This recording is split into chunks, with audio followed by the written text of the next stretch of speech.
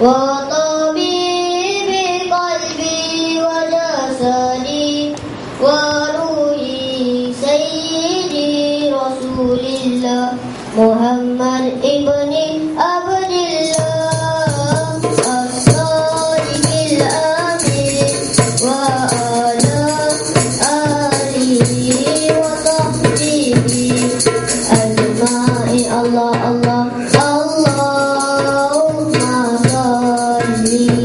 وسلم على سيدي وحبيبي وطبيب قلبي وجسدي وروحي سيدي رسول الله محمد ابن عبد الله الصادق الأمين وعلى آله وصحبه أجمعين. الله الله اللهم صل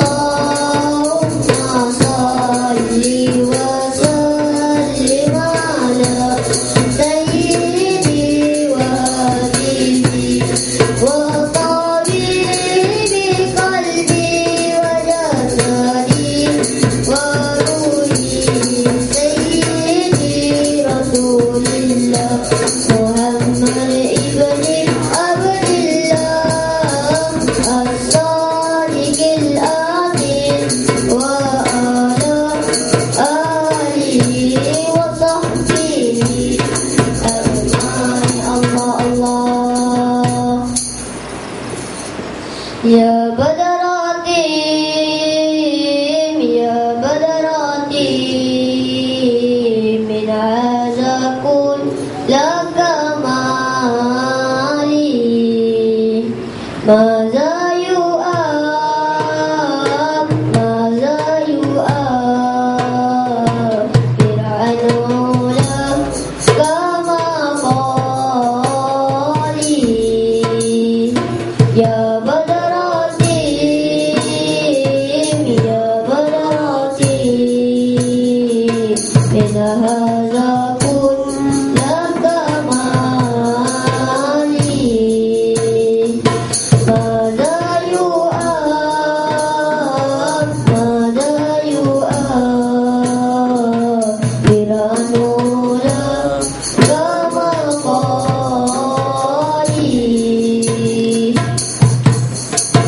أنت الذي أشرقت في أفق العلا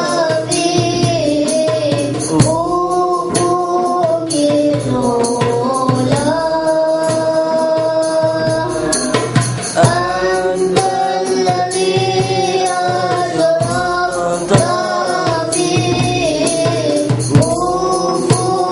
في أفق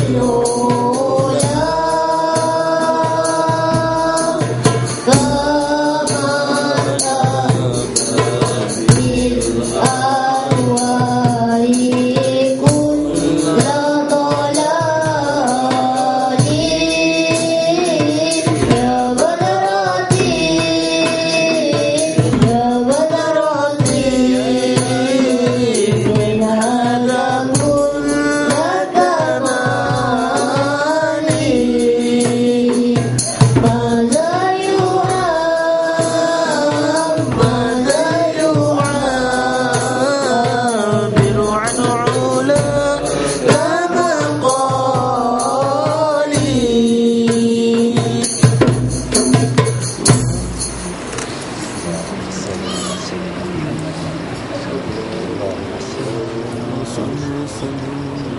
Bismillahirrahmanirrahim. Alhamdulillahirabbil alamin. Wassallallahu ala sayyidina Muhammad khatamil anbiya'i wa habibi rabbil alamin Abil Qasim al-Amin wa ala alihi wa sahbihi ajma'in.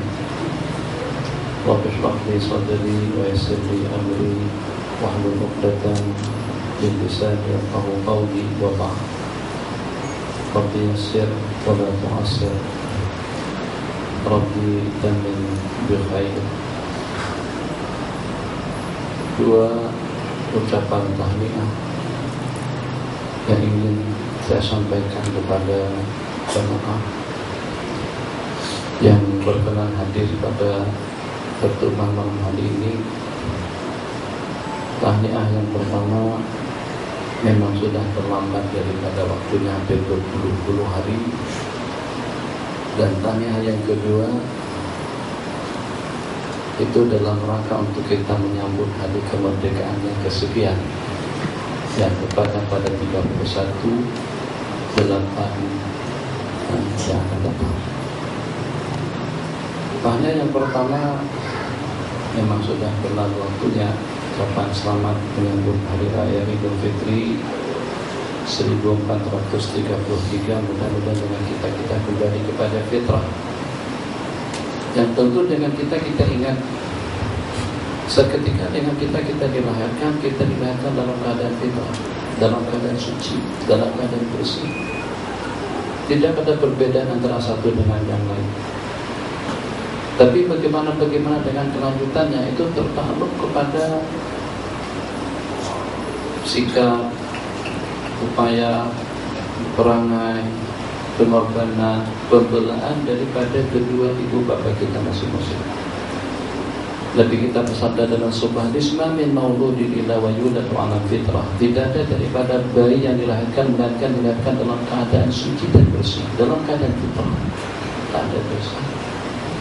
Pemikirannya, pendengarannya, penglihatannya, penciumannya, perasaannya satu tidak ada satupun daripada bagian anggota bayi pada saat ketika dilahirkan yang ternodai dengan kejanggalan hidup. Tak ada warna, tak ada kalar, tak ada noda, tak ada dosa.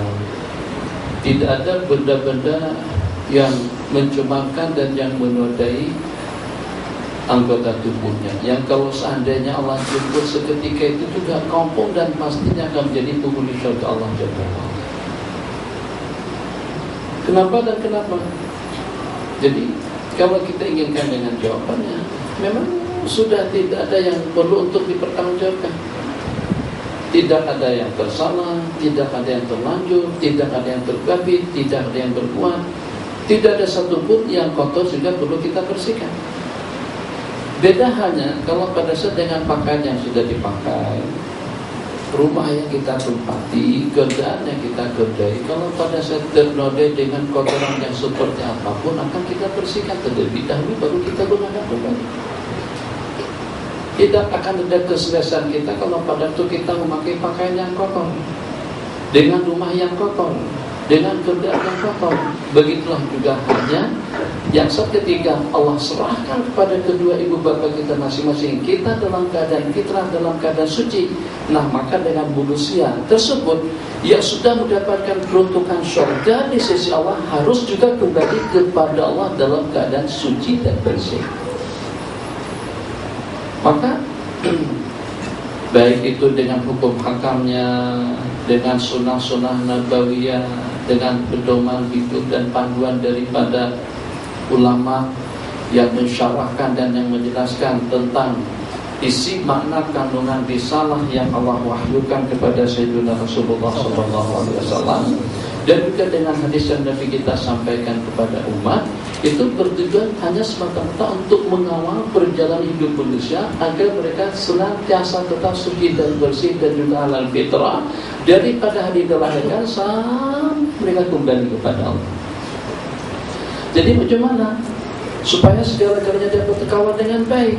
Jadi dengan perantaraan Al-Quran dan hadis, Nabi kita bersabda, "Taraktu bikum ma in tamassaktum lan tadillu abada." Aku telah mewariskan kepada kalian dua benda, dua perkara yang kalau pada dengan kalian berpegang teguh dengan dua benda tersebut, kalian tidak akan sesat selama-lamanya. Yang pertama kitab Allah, dan yang kedua sunnati, riwayat wa itrati wa ahla baiti, atau kama qala Rasulullah sallallahu alaihi wasallam. Ini untuk yang pertama. Jadi kewajiban kita bersamalah, alhamdulillah, dengan beberapa faktor yang menunjang. Satu, dengan undang-undang dan juga dengan pedoman hukum hakam yang jelas dan pasti. Kemudian yang kedua, disampaikan oleh insan yang tidak ada tandingan dan juga yang tidak ada duanya di dalam dunia. Kemudian yang ketiga, dengan akal pemikiran yang sehat dan waras. yang sehingga dengan kita dapat beramal dengan pedoman hidup tersebut, dan juga yang sehingga nanti dengan kita layak untuk ditempatkan Allah di dalam surga yang abadi, khalidina fiha abada. Ini tahniah yang pertama. Jadi kita manfaatkan 3 daripada fasiliti yang menunjang. 1 dengan akal pemikiran yang sehat, yang kedua dengan pedoman hukum hakam wahyu Al-Quran dan hadis Nabawi yang disampaikan, kemudian yang ketiga dengan mengidolakan Sayyidina Rasulullah SAW dalam hidup. Masya Allah, tabarakallah, yang kalau dengan para sahabat jadi memang satu persatu dengan mereka sudah mampu untuk memperlihatkan pengorbanan mereka, perjuangan mereka, waktu mereka, tenaga mereka, duit mereka, harta mereka untuk mendapatkan restu dan ridha daripada Sayyidina Rasulullah SAW. Yang kedua, azan pukul berapa? Ya. Saya sampai sini tadi itu nampak Supran sudah dihamba-hamba di rumah tidur. Jadi tak nak cakap panjang, nak makan.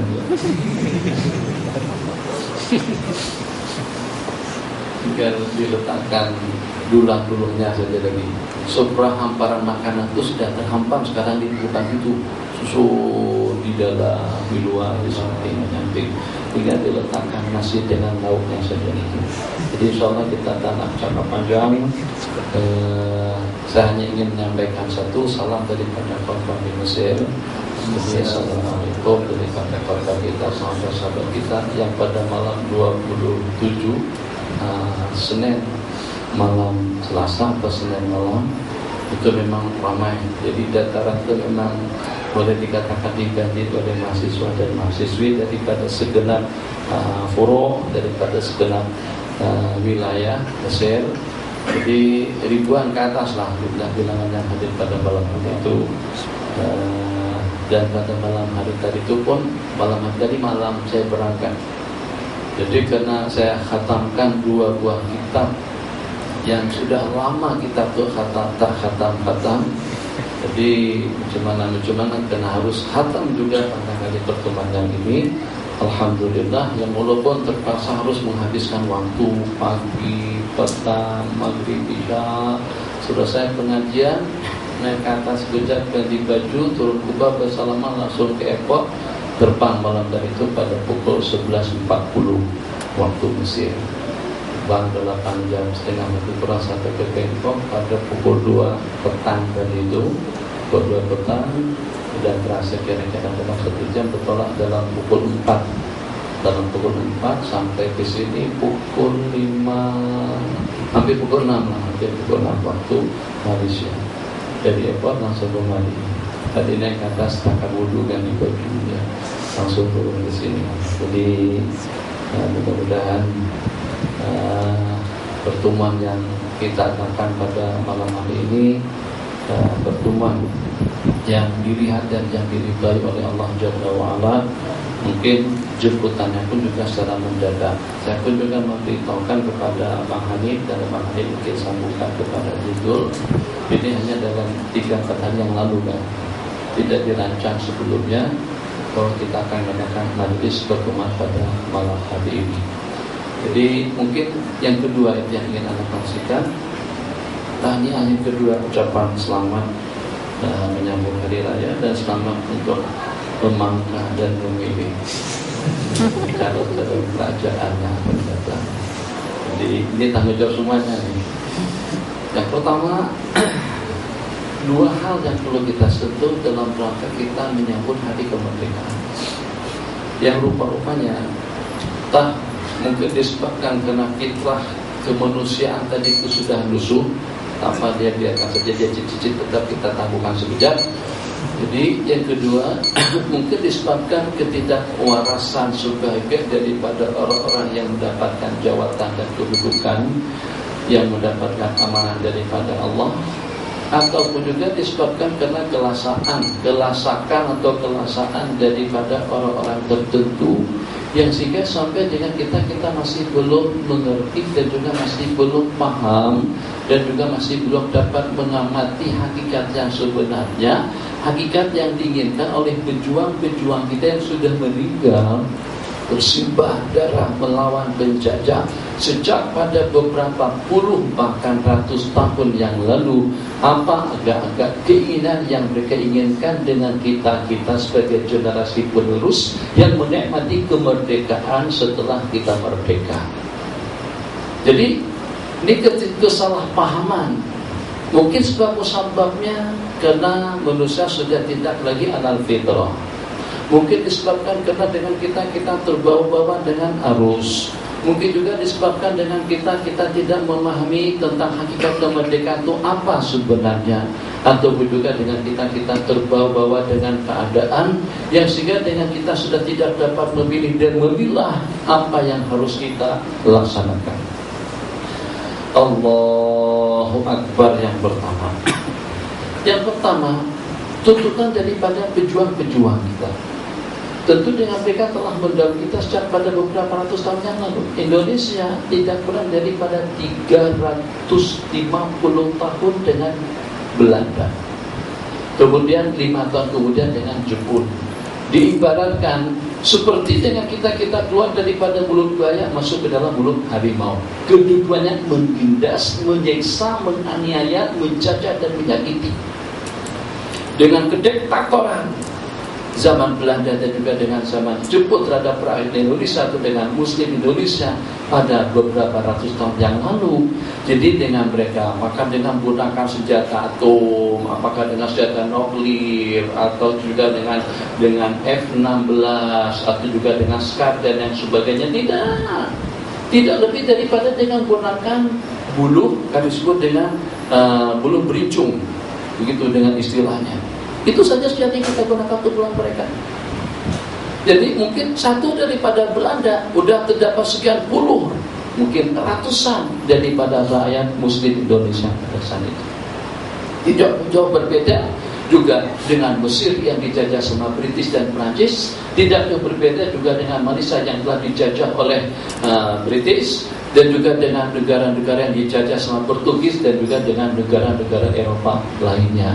Jadi agak-agak coba kita merenung sejenak. Ya Allah ya Arhamar Rahimin, dengan bahasa bersimpah darah melawan kezaliman, kediktatoran penjajah yang berkuasa pada saat itu, tentu tak ada untuk ucapkan selamat. Tidak ada waktu untuk kesana dan kemari. Tidak ada peluang untuk bersolek, berdandan dan berhias. Tidak ada kesempatan untuk buat nasi itu dan ini. Kalau seandainya boleh selamat pun, terelak tubuh daripada senjata penjajah, itu sudah alhamdulillah.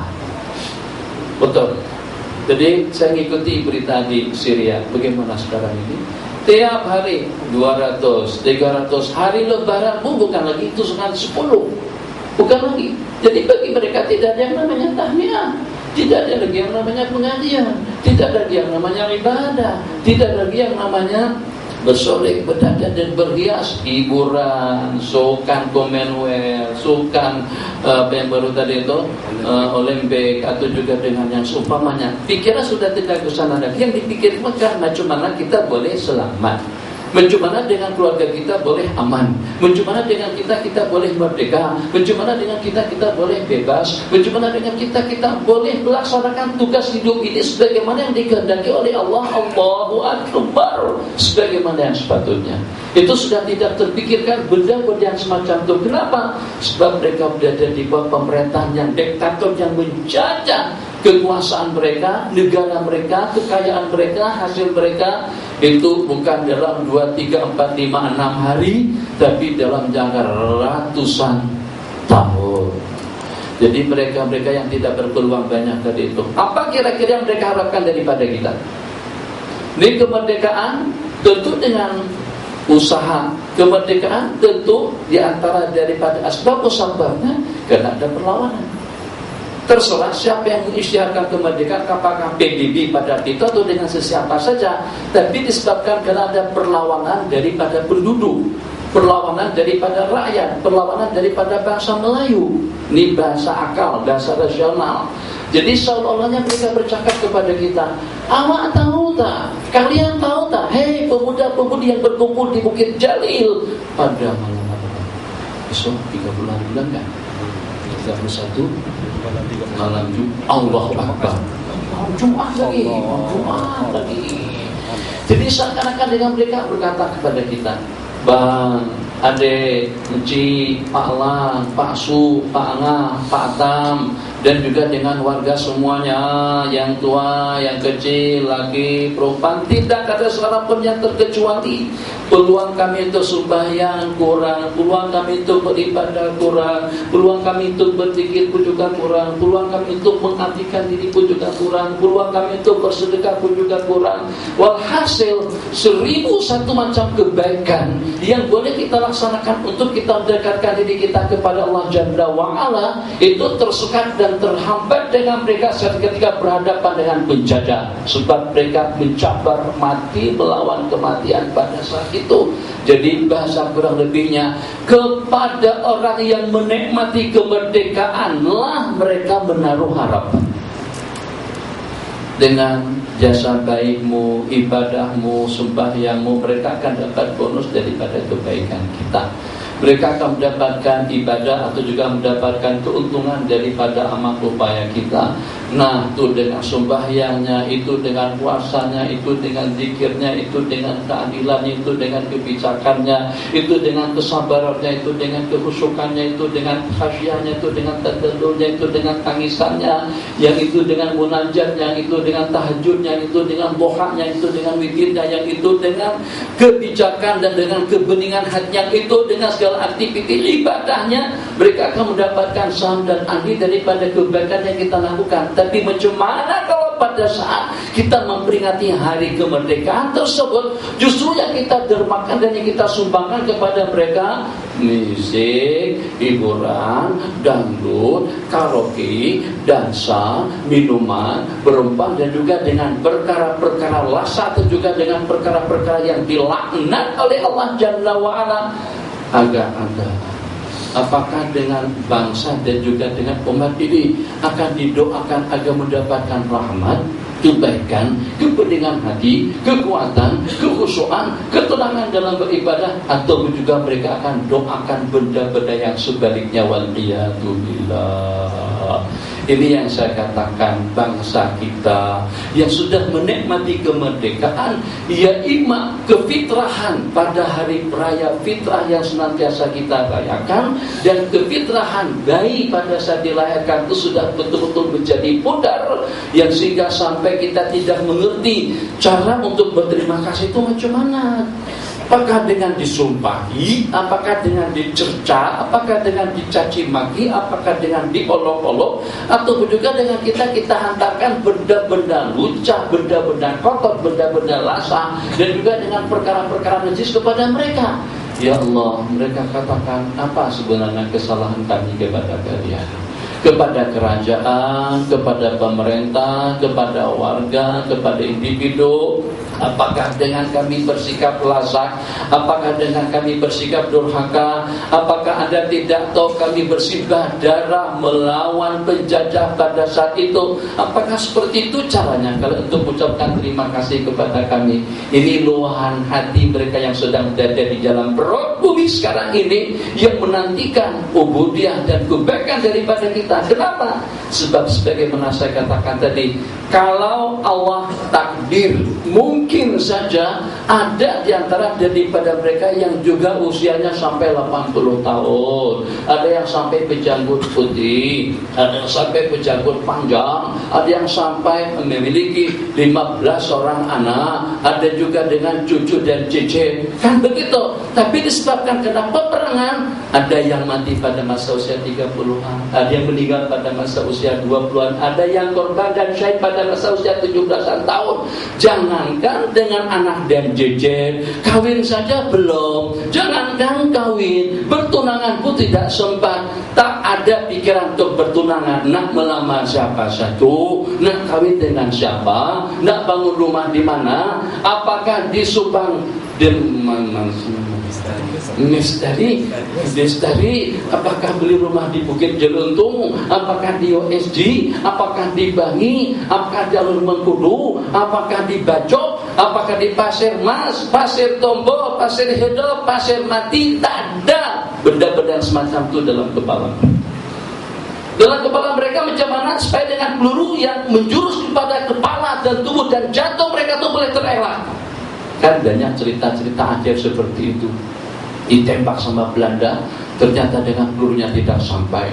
Ditembak sama Belanda, tapi ternyata boleh terelak daripada peluru. Itu banyak kejadian-kejadian yang semacam itu dengan karomah dan juga dengan anugerah dan pembelaan daripada Allah. Tapi macam mana pun yang terpikirkan dalam kepala mereka strategi perang macam mana mengelak dan selamat dan macam mana kita boleh mendapatkan kemenangan. Kita sudah pernah melihat film-film perang itu seperti apa keadaannya. Orang pada waktu berperang, Allah terus berkenduri kawin. Happy birthday to you. Ya dah, terus dia pindah lagi daripada kasidah kepada kasidah. Dadadang. Ya danana, ya hanana, ya hanana, ya hanana, ya hanana, zaharatina bituhurin Nabi Ahmad. Ada kira-kira pernah tengok dalam film-film perang, baik pada waktu kita berhadapan dengan British, pada waktu kita melawan Belanda, adakah kehidupan masyarakat kita yang relax dan santai pada saat itu atau juga menikmati Masya Allah tabarakallah, daripada tom yum kepada warung Padang, kepada Jakarta restoran, kepada Sumatera restoran, kepada makanan kampung, pada selera manjang atau juga dengan selera bakso atau dengan makanan seperti ada. Jadi makanannya mereka tidak dapat menikmati, pakaiannya mereka tidak dapat menikmati, kehidupannya mereka tidak dapat menikmati, kenyamanannya mereka tidak dapat menikmati. Apakah dengan Audi J mereka pada saat itu? Apakah dengan Vespa, dengan Camry atau juga dengan Porsche atau dengan Alza atau dengan Izora atau dengan tak ada sama sekali, tak ada. Tidak punya kesempatan dan peluang untuk menikmati jenis-jenis kendaraan, pakaian, makanan, tempat tinggal yang kita nikmati sekarang ini. Oke, kalau macam itu nasib kami, paling tidak dengan kalian jangan sekali-kali membalas kebaikan kami dengan maksiat, membalas kebaikan kami dengan dangdut, membalas kebaikan kami dengan disco, membalas kebaikan kami dengan arak atau juga dengan dansa. Apa untungnya mereka yang sudah menjadi ahli kubur dengan tari-tarian? Masya Allah tabarakallah. Karena waktunya berbeda, Indonesia pada 17 Agustus, Malaysia pada 31, maka berpeluang untuk kita saling mengongsikan penyanyi-penyanyi dan juga dengan artis-artis dan juga dengan pelakon yang pada 17 tadi itu kunjungan daripada Ibunda Siti Nurhaliza ke Jakarta untuk ikut sekali merayakan hari kemerdekaan dengan bangsa Indonesia dengan negara jiran. Begitu juga dengan Zen, dengan Mamuk, dengan siapa-siapa sajalah nama-nama penyanyi-penyanyi terkenal yang populer di Malaysia. Begitu juga sebaliknya, saat ketika nanti besok malam Jumat akan datang Chris Jayanti, Miss Idayu, siapa-siapa juga yang terkenal daripada Indonesia. Mungkin juga dengan artis-artis lama, Bos Mulyadi, Supan Sopian, Roma Irama. Innalillahi wa inna ilaihi raji'un. Itu realiti yang berlaku. Jadi yang pertama, cobalah dengan kita bersikap secara fitrah, bersikap secara bijak, berbicara secara rasional, berpandang hidup secara baik yang mereka harapkan daripada kita. Karena kami tidak berpeluang banyak untuk mengubudiyahkan diri kepada Allah Jalla wa'ala, yang kesempatan tersebut telah kami persembahkan dan telah kami berikan kepada kalian. Kalian dapat menikmati kenikmatan hidup dengan umur yang panjang. Makan makan apa sih? Kambing, nasi ambang kejama, jambang kan? Itu kayak Sampang tuh dulu di USJ dia di ekspor ke sini, di ekspor ke Masya Allah tabarakallah. Nasi ambang, nasi aman. Mana kita kalau tahu nasi ambang, tak tahu nasi aman pun juga tak tahu, tak pernah tahu cerita nasi kerabu itu baru setelah kemerdekaan. Jadi mereka tolong Cokro Aminoto, Imam Boyo muncul Samsudin Nur siapa-siapa nama pejuang yang melawan Belanda di Indonesia yang sehingga kami dapat meraih kemerdekaan pada tahun 45. Tolong kawan-kawan dan sahabat semuanya, bukan dengan kelicikanmu, bukan dengan kemaksiatanmu, bukan juga dengan hiburanmu, bukan juga dengan kebongkaranmu yang kami nantikan. Sebab karena kami berpeluang sedikit, maka kami berharap, kami menginginkan kongsian ibadah yang kalian laksanakan yang nanti dengan kami juga akan mendapatkan andil. Sebab kami yang berupaya untuk merebut kemerdekaan daripada penjajah.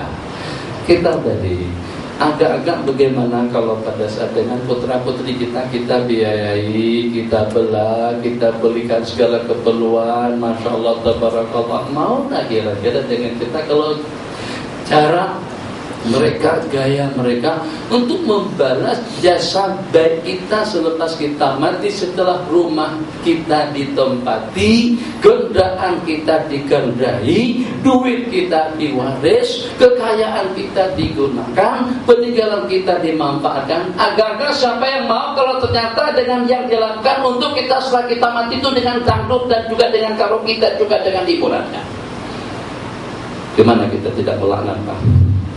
Akhirnya bukan orang lain lagi yang melaknat putra putri, justru daripada mak ayahnya di dalam kubur, yang akhirnya anak sudah lupa daratan ngabu kepayang, tidak tahu matlamat dan tarikh hidup itu untuk apa. Jadi itu bahasa rasional untuk menyambut hari kemerdekaan. Tidak juga dengan kita masalah tabarakallah pada malam hari kemerdekaan kita berjasa, berzikir, tasbih, ibadah apa segala macam. Nah, kita tidak mengatakan semacam itu. Ya kalau kita nak berhibur pun dengan jenis-jenis hiburan yang dibolehkan oleh Allah Jalla wa'ala. Tapi jangan lupa untuk kita menghadiahkan Fatihah, untuk kita menghadiahkan bacaan, untuk kita menghadiahkan Yasin, untuk kita menghadiahkan ibadah kita kepada mereka-mereka yang tidak berpeluang banyak untuk mengubudiahkan diri kepada Allah, karena waktu, tenaga, pikiran, umur mereka terhabiskan hanya untuk membebaskan negara ini daripada penjajah. 1, 2. Betulkah masyarakat kita sudah merdeka? Jadi kalau memang kita katakan kita sudah merdeka, merdeka artinya bebas, kebebasan, kata Roma Irama dalam satu lagunya. Bang bang bang bang.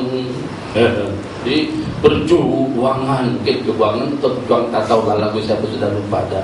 Dulu masa zaman jahiliyah ingat lagu-lagu masa di muka. Kan kita dimakan tuh ketandusan hiburan, tandus rumah, bangun subuh, mak ayah, keluarga suruh pergi ke masjid. Memang hidup sudah seperti itu. Kalau kita hidup beda dengan orang ramai, mesti jadi pelik. Kenapa? Karena rumah kita dekat masjid. Jadi pergi ke masjid itu seperti kita ke Bukit Jalil. Itu suatu perkara biasa. Jadi bukan lagi karena dorongan ilmu kah, atau juga panggilan rohani kah. Tidak. Kadang-kadang yang ulang-kali ke masjid itu karena sudah budayanya seperti itu. Nah, pergi kemana lagi? Memang ke masjid lah hiburan kita.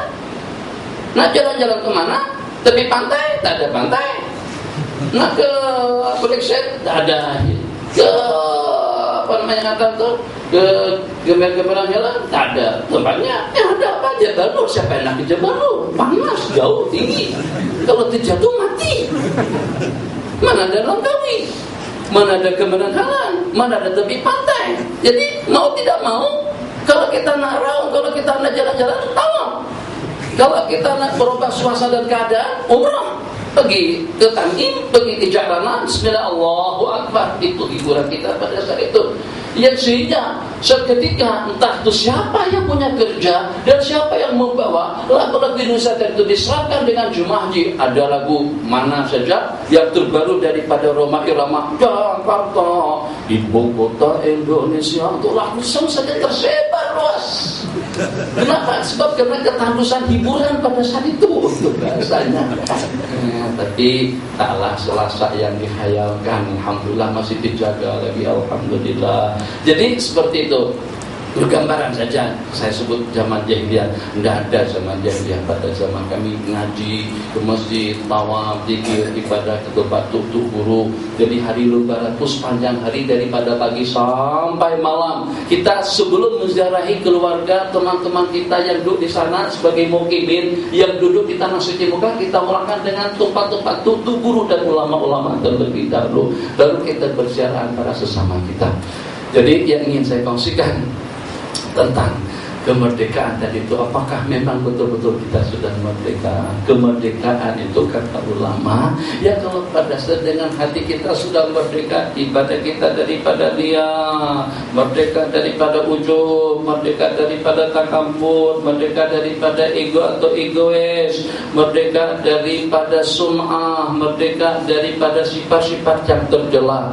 Ibadah kita bersih daripada segala perkara yang menodainya, merdeka kita daripada kesalahan, merdeka kita daripada kesilapan, merdeka kita daripada keburukan, merdeka kita daripada segala maksiat. Kemerdekaan yang sebenarnya seketika dengan diri kita dari pagi sampai petang, daripada petang sampai subuh, daripada subuh sampai mati, tidak terbelenggu dengan keinginan nafsu dan syahwat, tidak terbelenggu dan terbawa dengan suasana arus dan keadaannya, yang sehingga dengan kita betul-betul berpijak di atas panduan ihdinas siratal mustaqim siratal ladzina an'amta 'alaihim ghairil maghdubi 'alaihim waladdallin. Nabi kita makan, Nabi kita minum, Nabi kita berpakan, Nabi kita berniaga, Nabi kita kawin, Nabi kita berperang, Nabi kita sebagai qadhi, Nabi kita sebagai imam, Nabi kita sebagai tuan guru. Tidak ada, saya sebut dengan bahasa di sana, tidak ada profesi atau profession siapapun yang ada di permukaan bumi ini, melainkan satu persatunya ada dengan baginda Nabi, bahkan lebih daripada mereka sebab beliau sebagai Nabi dan Rasul, yang sehingga semuanya sudah mendapatkan panduan dan bimbingan daripada beliau. Merdekakah kira-kira akidah kita daripada syirik? Merdekakah kira-kira keyakinan kita daripada kufriyat? Merdekakah kira-kira diri kita daripada kejanggalan dan juga daripada kemaksiatan? Jadi tadi simbang-simbang dengan Bang Sanusi, katanya berita-berita di Mesir itu cepat sampainya kemari. Seketika berlakunya di Mesir sudah sampai ke sini. Mungkin orang sini lebih awal lagi tahunya daripada teman-teman di sana. Semuanya sudah sampai, Syekh. Baik buruknya semuanya sampai. Jadi saya kata yang sedihnya apa, yang buruknya apa kira-kira? Katanya Syekh mengusir seorang pelajar daripada pengajian. Betul kita sampai ke sini. Siapa yang beritahu? Kita like ada. Jadi dengan TV Mutakin TV, karena jaringan internet kurang elok atau putus di rumah kita, akhirnya tak ada live untuk tahun ini. Kemudian rekaman pun masih belum dimasukkan lagi. Bagaimana berita itu sudah sampai ke sini? Jadi Allah Akbar, ceritanya macam ini. Tengah-tengah pengajian, handphone dia berbunyi. Saya sedang mensyarahkan hadis Rasulullah SAW. Tet. Jadi saya kata matikan. Jadi nyaring saya pada itu, bukan pelan, nyaring. Lepas tu dia matikan, tapi cuma dia buka bednya, pengajian tetap berlangsung. Saya sekali dia cakap keras. Tapi tak lama kemudian berbunyi lagi. Yang kedua yang sudah tak boleh dikawal-kawal. Akhirnya saya suruh keluar, tak jadi. Tunggu saja keluar. Tak boleh ke pengajian. Selamat jalan. Balik keluar. Jadi dia nampak tegama. Iya keluar. Salaman terus dia meninggalkan. Itu cerita. Jadi saya tak menyangka berita itu sampai kemana. Satu rahasia kami dalam rumah lah. Kalau kami dengan kawan-kawan dalam pengajian, tak ada orang yang tahu rumahnya betul-betul kunci kuat, marahnya atau dengan apa punya juga tertutup kuat. Bagaimana dengan berita dari itu sampai ke sini?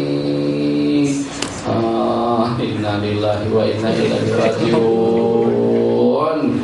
Berita kedua katanya berita daripada haji, mungkin juga kawan-kawan sini sudah ada yang keciuman juga. Katanya saya nak hentikan pengajian di Mesir. Ceritanya macam ni. Allahu Akbar. Saya hari-hari pertama, mana kawan-kawan? Balik cuti. Dari Jutiana datang khas ke Mesir untuk pengajian dengan mereka. Ternyata ramai di kalangan mereka dari cuti. Memang salah Naji, biasanya datang awal Ramadan. Jadi kita buat live di sini 20 hari. Hari ke-23, 24 baru sampai ke sana. Biasanya seminggu sebelum Ramadan saya sudah sampai. Sebenarnya tak juga secara 100% mereka yang salah. Sama-sama salah lah. Tapi orang tua ini kadang-kadang cepat merajuk. Jadi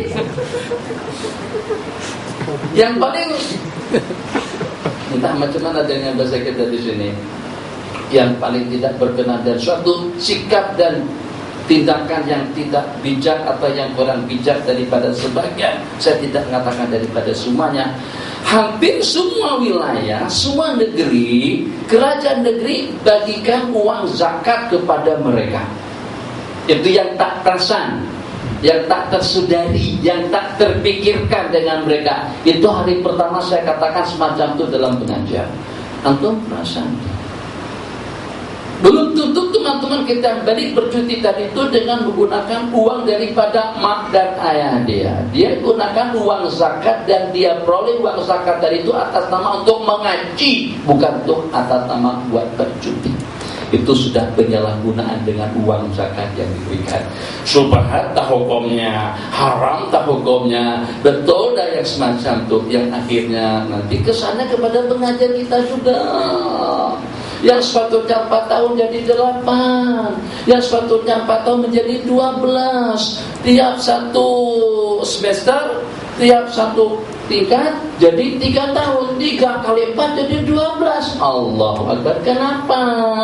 Sebab dengan kita buat permohonan untuk mendapatkan zakat, untuk mendapatkan pinjaman daripada kerajaan. Apa alasannya? Mesti alasannya untuk studi di sana, untuk belajar, untuk mengaji. Kalau seandainya kerajaan tahu untuk dapat zakat tadi itu alasannya untuk bercuti, oh kata kerajaan ini banyak duit. Jadi tak akan semudah yang dikhayalkan untuk kita mendapatkan uang tersebut. Jadi saat ketika kita sudah tidak jujur dengan diri kita, duit yang sepatutnya untuk kita mengaji, kita gunakan untuk kita beli tiket dan bercuti balik kampung. Itu sudah merupakan satu penyalahgunaan terhadap satu pemberian yang diberikan kepada kita. Jadi berpuncak daripada situ tuh naik anginnya pada malam hari itu. Jadi sebenarnya sambutan oke je, banyak aja, bukan tak banyak, ramai aja. Tapi tidaklah seramai pada masa bulan Rabiul Awal yang lalu, sebab belajar semuanya terkumpul di Mesir. Jadi mungkin hanya sebagian kecil saja. Mungkin kalau daripada 1000 itu hanya dalam 5-6 orang saja yang dari. Tapi kalau yang tadi itu pertama kena tiket murah, kemudian yang kedua mungkin baru dapat uang zakat, masyaAllah, akhirnya ramai yang dari. Itu ceritanya kenapa. Jadi keputusan itu belum mau tamat. Tadi malam dirayu sama Syekh Ashraf.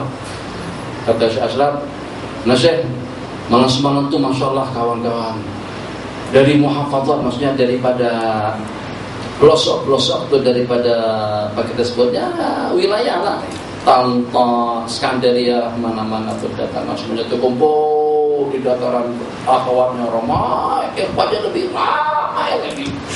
Yalah, kata Syekh Ashraf, memang itu menyeronokkan, tapi dalam waktu yang sama ada satu benda yang menyedihkan kami. Katanya Syekh buat wadah untuk buat pengajian terakhir dengan mereka-mereka. Jadi anak pun malam tadi itu buat alasan juga nak bela diri lah atas keputusan tadi itu. Saya kata tak juga keputusan mau nanti mau keadaan dan seperti apa. Tapi kemungkinan bersatu mungkin agak berat sedikit lah untuk patah dari ke sana. Jadi dalam keadaan yang memang susah untuk ditolak lah, atau susah untuk dipertimbangkan. Itu tentang sedikit cerita di Mesir. Alhamdulillah mereka sehat-sehat. Sekarang di Mesir panas sekali, Masya Allah, tabarakallah, panas sungguh. Jadi kalau kita masuk kereta untuk sembahyang ke masjid, dari rumah ke masjid itu belum sempat menikmati sejuknya ekon, kita sudah sampai ke tempat yang dituju. Jadi maknanya dari rumah, dari sini kira-kira sampai ke dekat airport atau dekat jalan sana, masjid yang paling dekat itu cuma terasa hangat saja, terasa panas saja, seperti kita dikurung di dalam bara api saja. Itu untuk yang naik kereta lah. Tapi yang tak naik kereta memang umum tak berjemaah. di pengorbanan juga dalam cuaca dan juga suasana dan keadaan semacam itu. Kembali yang kedua, jadi mudah-mudahan kita dapat memahami makna daripada kemerdekaan. Kemerdekaan itulah kebebasan, artinya bebas kita daripada dosa, bebas kita daripada kesalahan, bebas kita daripada perkara-perkara yang dimurka oleh Allah. Pakaian kita, makanan kita, minuman kita, pergaulan kita, keluarga kita, hidup kita, dari waktu kita bangun sampai kembali tidur, daripada waktu kita dilahirkan sampai kembali kepada Allah, terbebaskan daripada segala yang mungkin akan membelenggu dan menghalang perjalanan kita untuk menuju Allah dan menuju surganya Allah nanti pada hari kiamat. Kita tetap azan, apa yang malu, dan masalah. Azan pukul 9:10. Mana ada orang azan? Mana ada? Ada di sini. Ada tempat-tempat lain tak kisah. Ada tuh Nabi kita kata kalau seandainya seseorang duduk di hutan dengan kambingnya, Nabi kita kata kalau pada saat kamu di hutanmu dengan kambing belaanmu pun, pada saat waktu azan masuk, waktu sembahyang masuk, kumandangkan azan. Pesan Nabi kita kepada sahabat Nabi kita yang selalu senantiasa ada di dusun dan di kebun. Itu juga pada hari Nabi kita pesan kepada Bilal, balik leno letih daripada peperangan mencabar mati, alhamdulillah dapat kembali dengan aman dan selamat. Hari ini cuaca buruk sih, tapi tak tahulah, mungkin kita sudah terlampau yakin barangkali, jadi tidak terlalu risau. Biasa-biasa takut, mesti kalau sudah dulu Allah, kadang-kadang subhanallah, ada hasbunallah wa ni'mal wakil. Tapi tengok pramugari santai, pramugari pun juga relaks. Akhirnya kita terbawa suasana aman semacam itu. Kalau dulu kalau sudah begitu goncangan cuaca, kita sudah risau dan juga ketakutan. Oh, kita tahu kalau terhampas bukan ke bawah, terhampas bukan ke atas. Ini bukan kereta, bukan kapal laut, terhampas insyaallah. Itu sudah dapat dipastikan 1000%. Innalillahi wa inna ilaihi raji'un. Itu naik pesawat macam tu, bukan naik kapal laut. Naik kapal laut, kalau karam pun, kalau pecah pun, masih ada peluang waktu untuk bernafas. Kita coba tengok kapal Titanic yang dalam film tu lah. Kan masih ada waktu tak belah kapal tadi tu, tapi masih kita boleh tengok laut, masih boleh menjerit, masih boleh berteriak, masih boleh cari kawan, cari anak, cari istri. Pesawat terhampas, mana ada benda-benda semacam itu, tak ada mengucapkan awal di mana. Itu permasalahannya. Tapi alhamdulillah tadi itu terasa tenang. Jadi apa yang ingin saya sampaikan terakhir, peperangan tadi itu alhamdulillah berakhir dengan aman dan selamat. Jadi nanti kita berkata kepada para sahabat, mayyaklahuna hadilaila, siapa yang jaga waktu malam hari ini? Oke. Semuanya senyap, tak ada yang berani. Biasanya lebih kita kata siapa yang pergi, siapa yang berkenan untuk jadi tukang masak, siapa yang berkenan untuk menjaga tetamu, semuanya aku ramai sekali. Malam hari itu Nabi kita kata siapa yang akan menjaga kita nanti untuk mengejutkan sembahyang subuh. Semuanya senyap. Ada seorang pun yang kata aku semuanya senyap, semuanya letih, semuanya nak tidur, semuanya nak berehat, senyap semuanya. Tak lama kemudian Nabi kita kata siapa yang bersedia untuk menjaga waktu dan mengejutkan kita nanti di waktu subuh, pun juga senyap. Untuk kali ketiga sepertinya secara terpaksa saja kata Nabi aku ya Rasulullah. Kena kerja dengan baginda, Sayyidina Bilal mengatakan okelah kola ya Rasulullah. Maka okelah Sayyidina Bilal pun sahabat Nabi kita tidur, semuanya tidur. Jadi dengan pendekar, pemanah, pemedang dan lain sebagainya, semuanya tidur banyak, nikmat betul. Sampai ungkapan kata-kata terakhir mereka setelah mereka terkejut, kami tidak pernah menikmati kenikmatan tidur sebagaimana tidur pada malam hari tadi itu. Tidur Sayyidina Bilal bangkit sembahyang, Allahu Akbar, waladhdallin, rukuk, sujud, i'tidal, sembahyang, Allahu Akbar.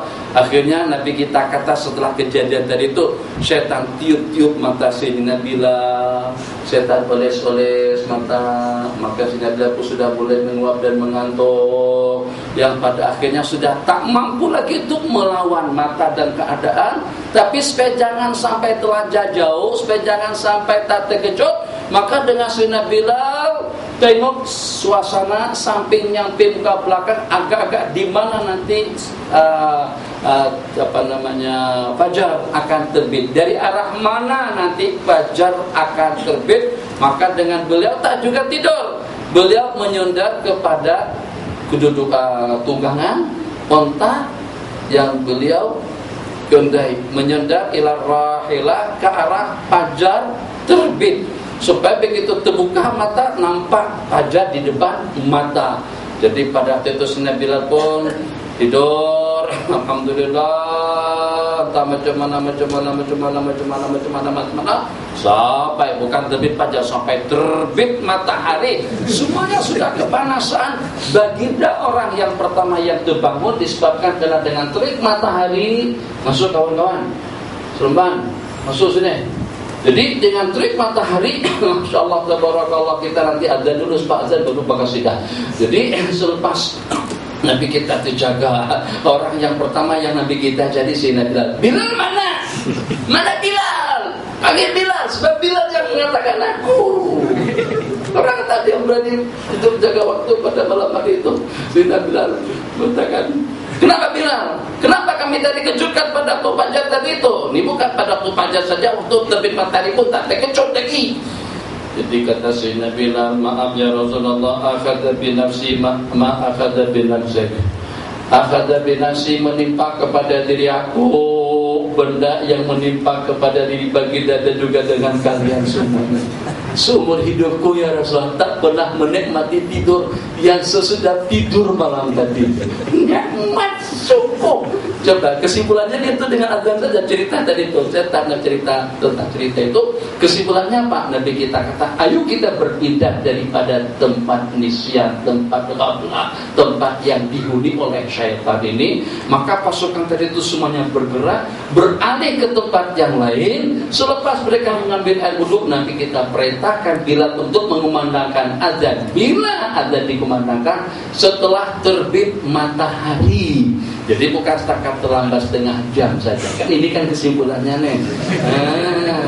Sebab budaya kita kalau terlambat 15 menit saja azan sudah tidak dikumandangkan lagi. Kalau saat dikumandangkan pun Tuhan Bilal itu tak berani angkat mic, mesti naik di bawah. Allah Akbar lagi. Allah Akbar. Itu budaya kita je betul judi. Macam tu saya perhatikan di mana-mana. Kalaulah azan juga tapi tak pakai mic. Kalau dikumandangkan juga tapi dengan suara yang rendah. Ini dah qadaan, matahari dah terbit. Mereka sudah berpindah tempat, tetap saja azan dikumandangkan dengan selantang dan senyari-nyarinya. Kenapa?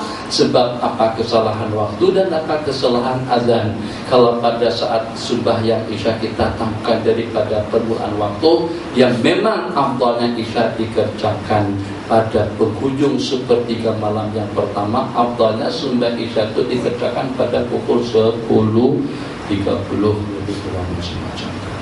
Jadi kita azan dulu, selepas azan kita jemput kawan pada Serbu Syari, saya nampak dari itu di situ. Kawan-kawan daripada Seremban, masuk bang, masuk. Kami azan belum sembahyang Isya lagi, masuk dalam sini, masuk sembahyang, baru kita salawatan. Lepas salawatan dengan qasidah, kamar yang Isya makan nasi ambang di rumah itu. Saya sudah tengok supra-supranya sudah disusun banyak tadi itu. Makanya perlu semakin lapar. Oke, azan dulu bang. Azan. Subhanallah.